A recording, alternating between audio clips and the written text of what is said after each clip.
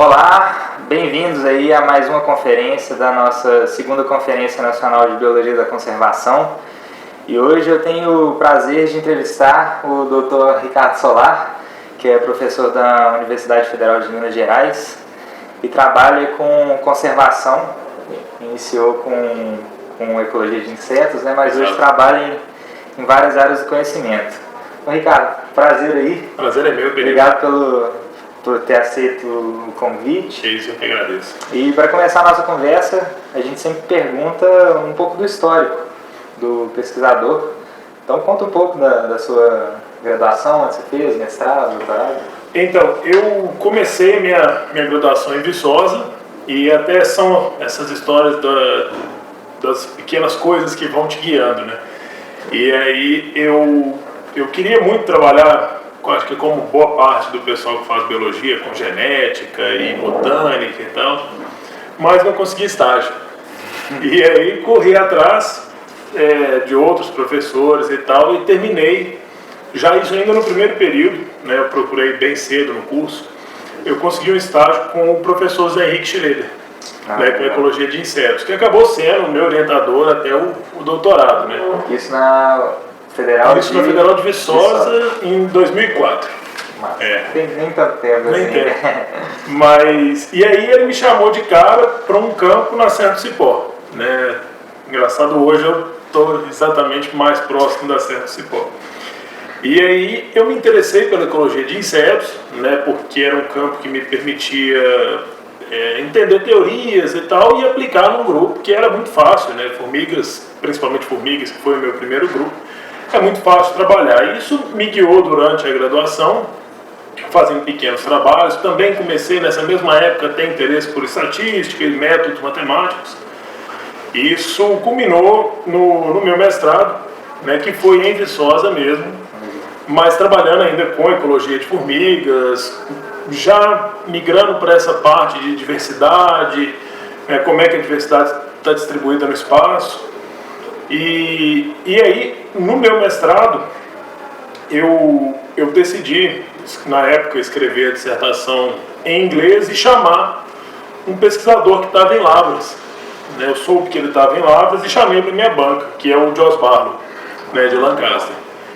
E o Jos, ele foi para minha banca de mestrado, foi até engraçado, eu não sabia se ele falava português e eu não tinha muita condição de defender em inglês ainda, mas ele falava português, felizmente. E aí isso culminou de eu entrar no projeto que eles estavam começando a desenvolver na Amazônia, para o doutorado. Que foi, de fato, quando eu entrei na ciência de conservação da biodiversidade, né? Porque aí, até então, eu estava mais interessado em ecologia, teorias ecológicas, mas não na aplicação direta disso. Lógico, a gente sempre pensa em conservação, mas não era uma aplicação direta. E, por trabalhar com o Jos Barlow e, nesse projeto, com o Toby Gardner, foram duas pessoas muito chaves justamente nesse sentido. Eu continuei o doutorado em Viçosa, por conta da disponibilidade de bolsas e tal, e o curso ainda é 7 lá, né, então era muito propício para o momento, mas com 6 meses de curso eu me mudei para o Pará para fazer as coletas na Amazônia. E fiquei por lá um ano.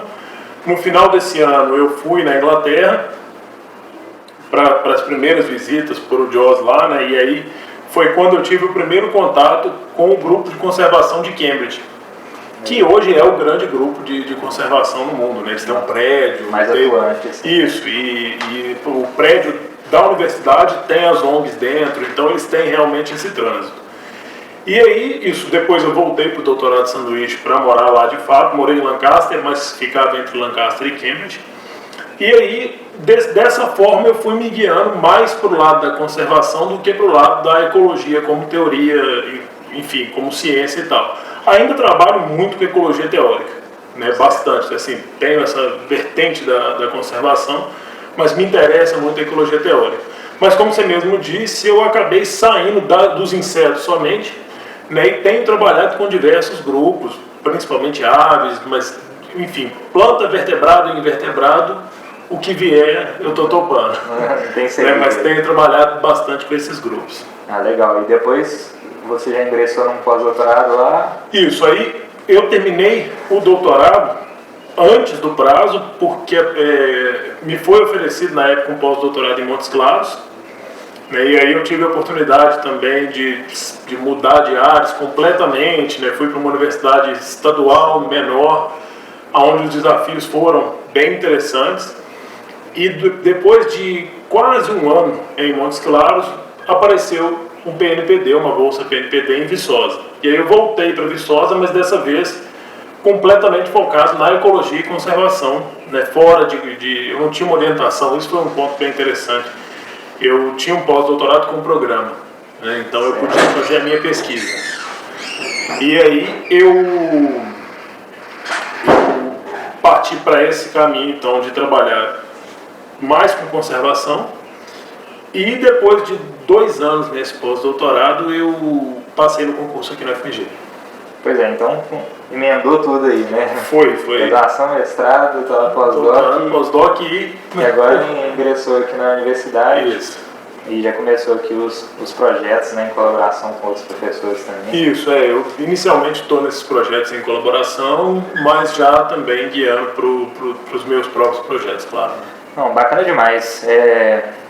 Essa sua experiência na conservação já tem alguns anos e você é uma pessoa também que lê muito, né? Está antenado aí com os artigos que estão sendo publicados. E só digitar no Google mesmo, Biologia da Conservação, Conservation Biology, você vê que existe muito conhecimento teórico, existem muitas publicações. Então essa é a primeira pergunta que eu te faço, assim, apesar desse montante grande aí de publicações na área, você acredita que existe aplicação desse conhecimento teórico, assim? Essa é uma pergunta bem interessante, porque a geração de conhecimento, ela muitas vezes, né, essa geração de conhecimento científico, ela não está diretamente ligada na disponibilização desse conhecimento científico, né, e para a conservação isso é gritante, né, não só também na parte de como esse conhecimento é disponibilizado. O artigo científico é extremamente árido para um leitor que não tem costume, não é qualquer um, e não é qualquer um que trabalha com conservação que consegue, né, ter esse trânsito pelos artigos. Os métodos estatísticos hoje são muito refinados, muito complicados. Então isso tudo exige do profissional de conservação um nível, né, de nível científico muito grande. Eu, obviamente, tenho uma quantidade muito grande de perguntas não respondidas, né? Isso certamente existe, mas eu não acho que o grande gargalo da conservação atual seja a quantidade de conhecimento, mas talvez a disponibilidade dele. Certo, a maneira de se aplicar isso mesmo no cenário real. Isso, a forma que ele transfere para o cenário real, exatamente. Como que a conservação que está sendo tratada nos grupos de pesquisa vai para o chão, né, que é o jeito que a gente fala, aquela conservação no chão. Como que ela está absorvendo, como que os próprios gerentes de parque ou as pessoas que trabalham diretamente com os povos conseguem absorver esse conhecimento. Esse é um grande gargalo. Né? Legal demais. Então a gente já sabe que existe conhecimento em várias áreas, mas com certeza existem lacunas, né? Sim, com certeza. Tem perguntas não respondidas, né? Então, assim, adiantando já o trabalho dos profissionais da conservação, se tivesse que indicar uma área, um setor dentro da conservação para investir mesmo esforços, você teria assim alguma sugestão? Algumas áreas são são lacunas muito grandes. Uma delas é como que os aspectos sociais se ligam à conservação, como que a pobreza e outras características sociais elas afetam diretamente a conservação, né? A gente pensa pouco nisso, mas como que uma seca na Amazônia ela diminui a disponibilidade de carne para os povos ribeirinhos e eles aumentam a caça? Isso são perguntas ainda pouco conhecidas, pouco exploradas, mas que têm uma importância para a conservação quase crucial, né? Elas são chaves na conservação. Então entender isso, entender como, outra face muito importante é como exatamente o conhecimento é absorvido no final da cadeia. isso é uma área da conservação muito proeminente no momento. É fantástico e até talvez mais importante que as questões ecológicas envolvidas na conservação, né? Porque... Tão importantes quanto, né? Acho que justamente isso, assim, as questões ecológicas é o que a gente está dizendo, já tem algumas coisas bastante elucidadas e tal, mas se isso não chega ao final da cadeia e se a gente não entende como os aspectos da sociedade humana podem influenciar de volta nesses processos ecológicos que a gente estuda, a gente não vai ser eficaz e não vai conseguir chegar em lugar nenhum. Né? Não, bacana demais. E você já falou aí que começou trabalhando com invertebrados, depois aumentou o foco aí, né, focando mais na conservação. E já no seu doutorado você começou a abordar também o uso da terra, né, o uso do solo, que é uma das métricas interessantes aí para serem consideradas quando a gente fala sobre conservação. Então, o porquê de utilizar isso? É interessante o uso do solo e principalmente as mudanças, né, nos sistemas de uso do solo. Elas, primeiramente, a gente lembra quando se fala mudanças globais, você vai lembrar de clima, você vai lembrar de algumas coisas dessas, mas você não vai lembrar de mudanças em sistemas de uso da terra. E são determinantes, né, porque uma grande característica do ser humano é mudar a característica da terra e dar um novo uso para grandes porções de ambientes naturais, seja agricultura, seja pastagem, seja urbanizar essas áreas, mas isso tem impactos diretos, né, sobre a biodiversidade e entender esses efeitos das mudanças do uso da terra e planejar como eles vão ser mitigados ou talvez pelo menos diminuídos, né, numa escala temporal, é crucial para entender como que eu vou poder conservar de fato, principalmente grandes biomas e grandes extensões de terra, né, a nível de paisagem. Legal demais. E a mudança do uso da terra implica em perda de hábitat, né? Necessariamente, fragmentação, né? Exatamente. Né? Você desconecta hábitats, né, que eram anteriormente conectados, você cria manchas que são pouco utilizadas por espécies nativas, mas que permitem a entrada de espécies invasoras e exóticas, ou que vão filtrar grupos muito específicos de espécies, né, que poderiam ocupar. Um dos nossos trabalhos vai bem nesse sentido, né, a gente mostra que ao mudar o uso, principalmente para usos agrícolas, você filtra muito a comunidade que consegue ocupar, ainda que não sejam exóticas, né, em boa parte das situações, mas você seleciona algumas poucas generalistas que conseguem utilizar aquilo e isso tem consequências e desdobramentos até de volta nas áreas nativas, né. Legal demais. E esse seu projeto aí, em parceria com todas essas instituições, combinou numa publicação em uma das revistas aí de maior alcance, né, da nossa área, que é a Nature. Isso. Saiu esse ano, né? Saiu esse ano, saiu em julho. Pois é, um artigo muito legal e não é todo dia que as pessoas conseguem publicar numa revista desse fator de impacto. Então, conta um pouco sobre esse trabalho, o que ele gerou. A origem desse artigo na Nature, né, como você comentou, ela vem... Acho que o primeiro passo foi justamente isso, né? A gente pensou em questões extremamente relevantes, extremamente atuais. A Nature é uma revista que, acima de várias outras coisas, ela busca publicar o que é novo, né? O que mais se discute, o que está na crista da onda. Então, a gente pensou nessas perguntas e tal, mas o backup disso tudo, o que estava por trás disso tudo, na verdade, era justamente uma amostragem muito grande, né? A gente passou, no total, cerca de 2 anos no campo e mais 2 ou 3 anos com uma equipe de 100 pessoas trabalhando nesses dados. A gente conseguiu, no final das contas, amostrar 3 milhões de hectares, né? Então, isso tudo culminou para poder gerar esse artigo lá, né? E o artigo é interessante porque a expressão que a Nature tem, ela traz outros frutos. Um deles é justamente essa possibilidade que a gente observa pouco, mas a Nature liga diretamente no cara que lê ciência sem ser cientista. né? O jeito de escrever o artigo para a Nature é muito diferente de um artigo normal. Você tem que tornar ele atrativo, né? Então isso faz bastante diferença. Bom, legal demais, o artigo ficou bacana mesmo. Quem quiser entrar em contato depois a gente pode enviar, né? Claro. No final Vai ser um prazer. A gente coloca o seu e-mail aí para quem tiver interesse. Mas, assim, apesar dos resultados terem sido publicados em uma revista de longo alcance, né? A maioria dos leitores ainda estão no meio acadêmico, né?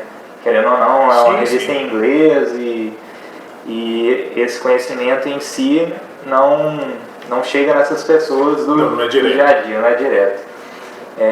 Claro que é um passo importante nessa publicação dessas revistas, mas ainda falta algo, né? Que é essa socialização do conhecimento. Então, é uma coisa que você tem procurado fazer também. Conta um pouco sobre... É interessante, só dando uma breve ideia, né, para o pessoal do que são os principais resultados desse artigo, né? E é interessante porque os resultados são facilmente transmissíveis em primeiro momento. Basicamente, o que a gente encontrou é que a gente se preocupa com o desmatamento demais, mas florestas que estão aparentemente saudáveis, mas que constantemente estão sob queima, corte seletivo de madeira, a própria fragmentação e isolamento, eles causam impactos que são, o que a gente encontrou é que eles são tão danosos quanto o próprio desmatamento. Então, simplesmente ter floresta não quer dizer que eu estou conservando a biodiversidade como eu estou pensando. Então, isso era uma mensagem muito forte que a gente queria fazer chegar mais longe. E, juntamente com a atenção que a Nature chama, o que a gente teve foi a possibilidade de fazer uma disseminação em meios jornalísticos muito grande desse trabalho. Isso é uma coisa que eu venho aprendendo desde a publicação do meu primeiro artigo de doutorado lá em Lancaster, é preparar, por exemplo, o que se chama de press release, né? Um comunicado à imprensa. Existem, por exemplo, grupos no Facebook que tem uma quantidade grande de jornalistas e, de fato, eles são muito ávidos por essa informação. Eles precisam de matéria, exatamente. E a gente fornecer a matéria para eles talvez seja a melhor forma de transmitir esse conhecimento. Porque eles têm o conhecimento, e, diga-se de passagem, nós não temos tanto assim, de tornar a informação publicamente disponível. Nós, por outro lado, podemos fornecer a eles a informação correta. Um conteúdo de qualidade. Um conteúdo de qualidade. Então, essa possibilidade de entrar em contato com jornalistas, o Twitter ele é fantástico nisso. Então, eu acho crucial para que a gente, justamente isso que você disse, o exemplo que eu sempre uso é: a minha mãe entendeu esse trabalho lendo na revista Época. Entendeu? Ela não entenderia lendo na Nature, não, mesmo que eu traduzisse, mas pela forma que aquilo é entregue até o público, né? Legal demais. É essa transformação mesmo do conhecimento, essa tradução da linguagem e tudo. A tradução da linguagem sem perda de conteúdo. É justamente o que a gente tem que buscar nessa divulgação. E se associar a bons jornalistas, e eles estão em todo lugar. Isso é uma dica interessante, vale para qualquer área do conhecimento, na verdade. Sim, sim. Assim, publicou um artigo, procure a ideia de fazer um press release, de entrar em contato com jornalistas que você conhece, que seja da sua cidade, ou a sua universidade certamente tem um escritório de jornalismo, né? Então entre em contato, procure essa forma de divulgar. A publicação, isso é uma coisa que eu aprendi, eu acho muito interessante, uma frase até do colega Marco Melo.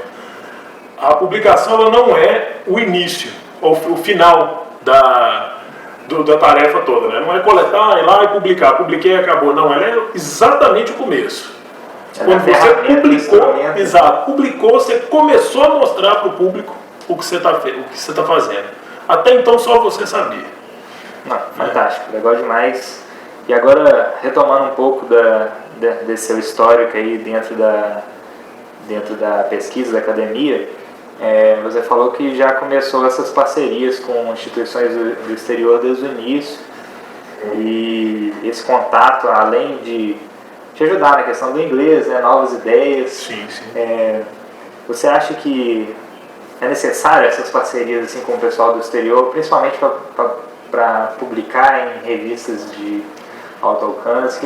Conta um pouco do seu histórico aí dessas parcerias. Eu acho que assim, é uma pergunta que a gente tem que tomar cuidado até da forma que a gente pensa nela. Não é que é necessário fazer parcerias no exterior para publicar bem. Definitivamente não. Tem pessoas muito boas dentro do Brasil publicando muito bem. Legal. A parceria principalmente com pesquisadores do exterior, né, uma vez que você tem as suas parcerias dentro do Brasil, elas vão acontecer naturalmente, você não vai precisar fazer muito esforço para que isso aconteça. Eu acho que buscar ideias em locais que pensam de forma diferente, que a própria cultura científica ela vem de uma forma diferente, né? A cultura brasileira é de um jeito, a espanhola é de outra, a alemã é de outra. Entender e explorar os melhores pontos dessas culturas permite de fato que você tenha novas ideias, faça novas perguntas. O jeito que a gente vê a Amazônia não é o jeito que o inglês vê a Amazônia. Isso tudo permite que a gente vá juntando tijolinhos de conhecimento, né, e publicar em grandes revistas acaba se tornando uma consequência disso. É lógico que estar em parceria com pesquisadores que falam inglês ajuda, porque acontece que o inglês é a língua científica franca, né? Então, não tem jeito de fugir. Goste você ou não, preferia que fosse português, não é inglês, mas estou feliz que não é também chinês, porque eu não sei ler chinês.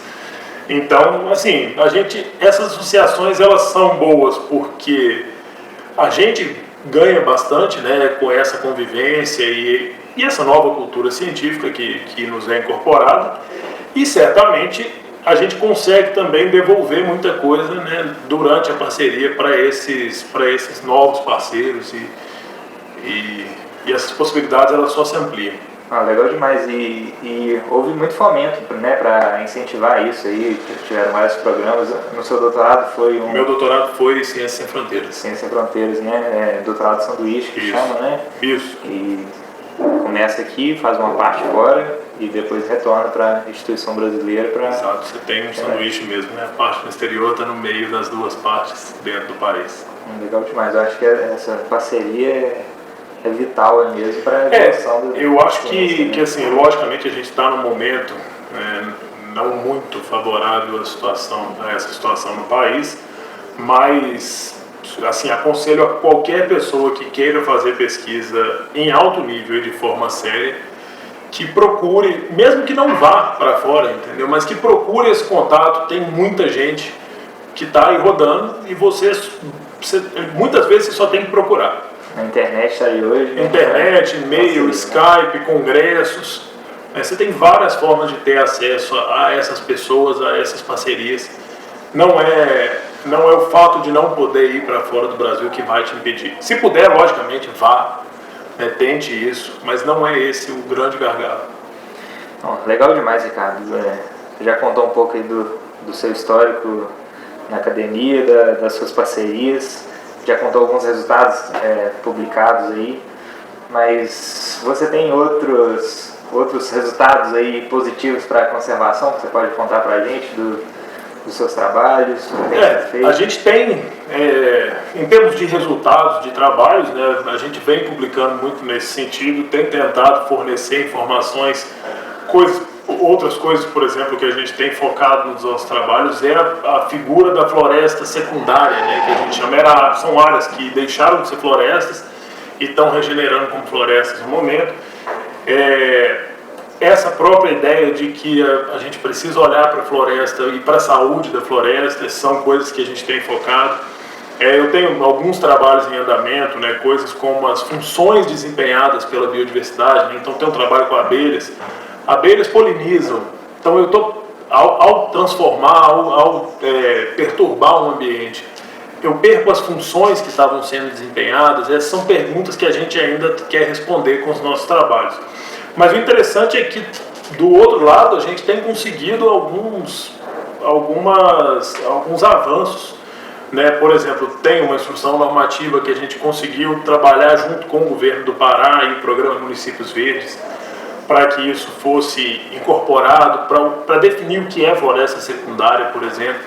Então, e isso muito via Embrapa, né? Tem uma das nossas principais parceiros, coordenadoras do projeto, é da Embrapa, é a doutora Joyce Ferreira, e a figura dela e da Embrapa e dos outros pesquisadores também, que, enfim, a gente tenta ser mais atuante nessa parte, a gente tem conseguido bons resultados e algum trânsito com essa esfera governamental, ainda que não seja fácil. Mas legal, então já existem vários resultados positivos do grupo, e com certeza existem vários outros grupos também atuando na conservação do Brasil, né? Com certeza. Acho que produção de conhecimento científico tem caminhado, mas eu gostaria de saber de você, assim, o que você acha do cenário futuro, assim, quais são as suas perspectivas, a sua expectativa mesmo para a utilização de todo esse conhecimento que está sendo gerado para aplicação mesmo Ô Pedro, assim, eu costumo dizer que eu sou, dependendo da situação, otimista e ao mesmo tempo pessimista. Eu tenho perspectivas, eu me empolgo quando eu vejo algumas ações sendo feitas. O programa Municípios Verdes no Pará mesmo, apesar das limitações até da extensão do Estado, mas é legal de ver a coisa começando a tomar forma. Mas quando a gente vê que o desmatamento na Amazônia aumentou 20% no último ano, isso desanima. Quando você vê os governos muitas vezes voltando atrás em decisões que a gente já tinha conquistado, isso é bastante desanimador. Mas, como a gente já comentou antes, eu acho que esse é um ponto crucial. A gente tem que continuar o nosso trabalho, a gente tem que continuar o que a gente acredita e se esforçar para que isso chegue nas pessoas. Eu acho que esse é o grande ponto.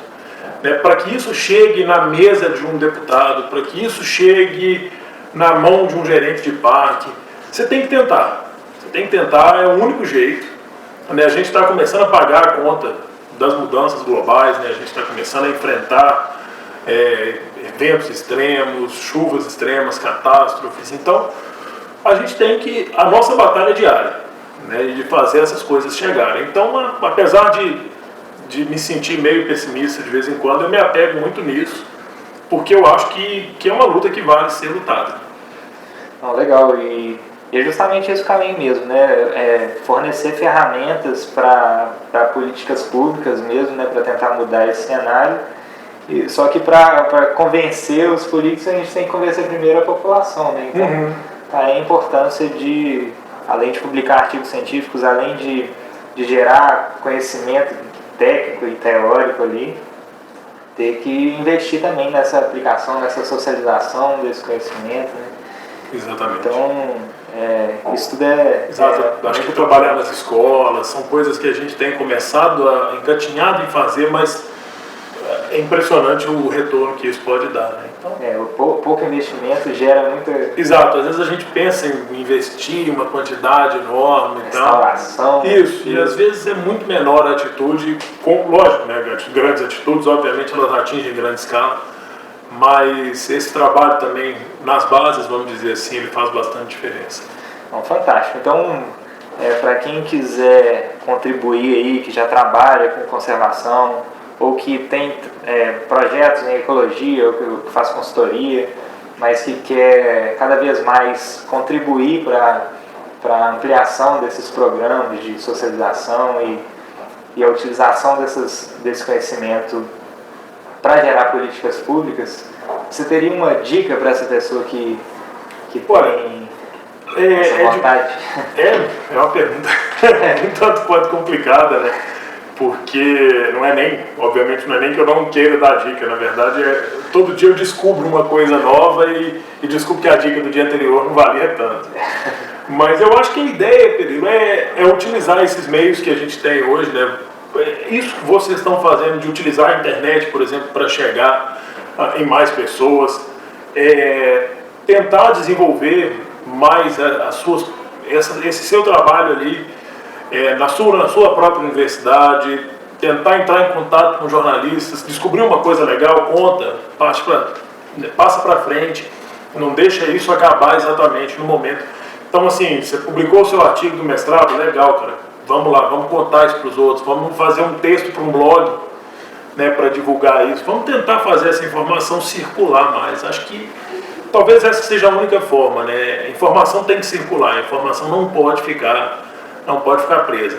E num mundo em que a informação circula absurdamente rápido, a ponto também de ir para o ralo absurdamente rápido, é tentar fazer com que isso seja dinâmico. Você tem que se atualizar, você tem que tornar as coisas interessantes para as pessoas.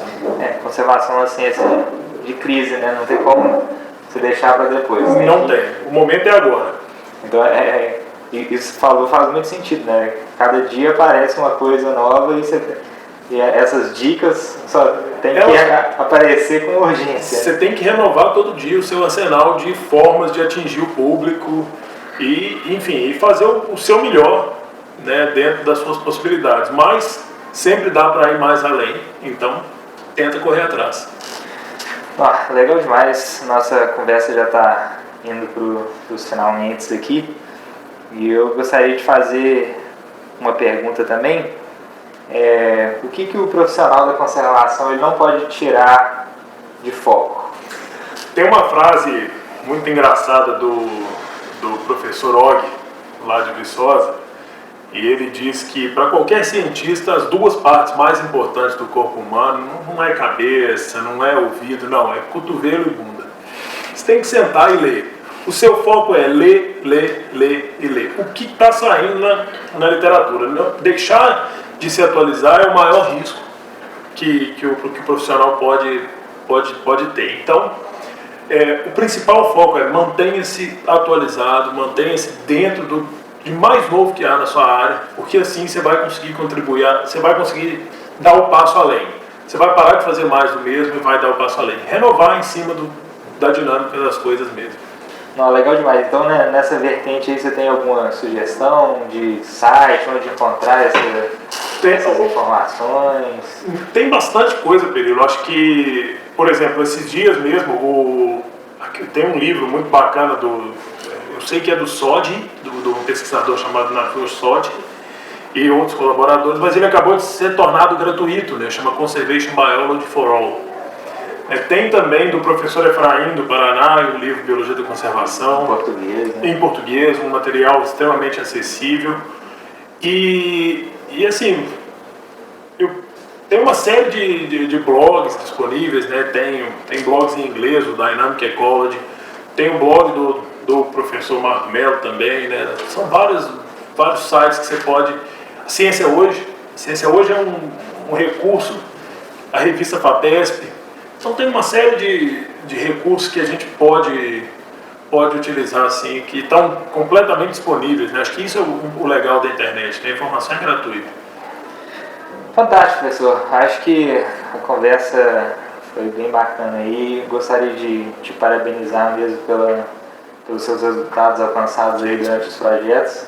A gente já tem parcerias aí na questão teórica da coisa, né? Já tem alguma coisa em andamento. O Ricardo vai ser meu co-orientador aí de doutorado. Eu espero que essas parcerias também apareçam aí na questão da conservação mesmo. Com certeza. Acho que a gente tem que utilizar essas formas nossas aí de contato para ir para frente. Isso aí, pessoal. Muito obrigado e até a próxima. Valeu.